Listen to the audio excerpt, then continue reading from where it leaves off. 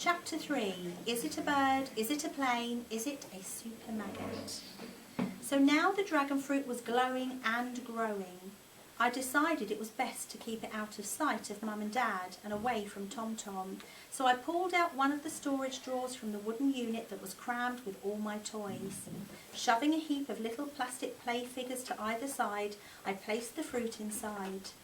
My hands came away covered in sticky goo, like it was oozing juice or slime. Remembering the possibility of toxic meltdown, I quickly wiped my hands. Then I crawled into bed, eyes fixed on the drawer and the glow coming from inside. To be honest, it wasn't the behaviour I'd come to expect from fruit. I mean, bananas and mangoes never did this sort of thing. Even with kiwi fruit, you knew where you were, but this, frankly, it was weird. I had every intention of keeping a close watch on the fruit, but after all the digging and wrestling with the bongleweed, I was so tired my nighttime vigil probably lasted about 3.5 minutes. I don't know how long I'd been asleep when my eyes suddenly snapped open.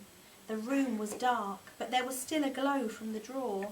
Suddenly the whole wooden unit began to rattle and shake. That must have been what woke me, and then just as quickly it stopped. I peeled back the covers and crept out of bed. I switched on my rocket lamp and crouched down next to the drawer. Slowly I opened it and peered in. The fruit sat there, glowing but unmoving. Had I been imagining things? I rolled my eyes at my own crazy imagination and then checked the room for the unicycling gorilla who usually turns up in my dreams, but there was no gorilla, which meant that this was no dream. I turned back to the fruit and then jumped in alarm as it began to move, shaking the drawer again, and this time I clearly saw one side of it bulge. It was as if something inside was trying to burst out. The skin stretched and the spiky leaves stuck out as the bulge moved under the surface.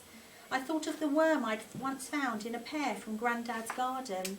What if some kind of monstrous maggot was squirming its way out of the dragon fruit? The thing twisted and writhed and pushed. I started to back away. There was no way I wanted a mutant maggot launching at my face. But as I took another step, I stumbled over King Kong and came crashing to the floor. I kept my eyes fixed on the still rattling drawer, and then there was an almighty pop! Like a cork from a bottle, something shot over my head. A spray of messy pulp and little black seeds covered the floor and splattered my trouser leg. For a second I just lay there, eyes pinned wide open. Then I heard scratching and a noise like someone striking a match. I spun around, eyes scanning the floor to see where the maggot, or whatever it was, had landed. But all I could see were the toys I hadn't put away. There was the scratching sound again, like the fizzle of a match igniting. Whatever was making the sound behind my beanbag, the match struck for a third time. I edged closer, keeping my eyes firmly on the mound of the beanbag. As I bent towards it, one edge moved. There was something wriggling underneath, trying to squirm its way out. Where was Tom Tom when I needed him? He'd left enough sad little critters on my carpet over the years as presents. He'd definitely know what to do with some kind of mutant fizzing worm. My heart was hammering in my chest. I'd have run a mile, but if I took my eyes off it, it might slink away, and then I'd have to go back to bed knowing it could be somewhere in the room with me. I grabbed a mug from the desk and stood up, ready to trap whatever it was. Slowly and very, very gingerly, I lifted a corner of the beanbag. Every bit of me was poised, ready to jump out of my skin if the thing came shooting at me. I lifted the beanbag higher, millimetre by millimetre, until I saw it lying curled underneath. The mad hammering in my chest started to calm as I gazed down at the tiny creature in front of me, which was most definitely not a mutant maggot, although quite what it was, I had no idea.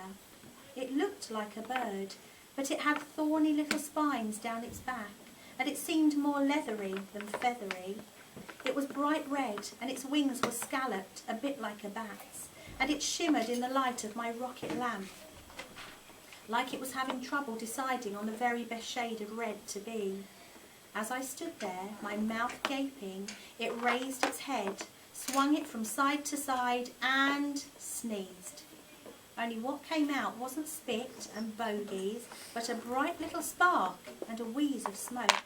And that's when my brain woke up, and I knew for sure, and no messing, that what was nestled in my Batman dressing gown, scratching its claws across Robin's head as it hopped from foot to foot, was an actual dragon.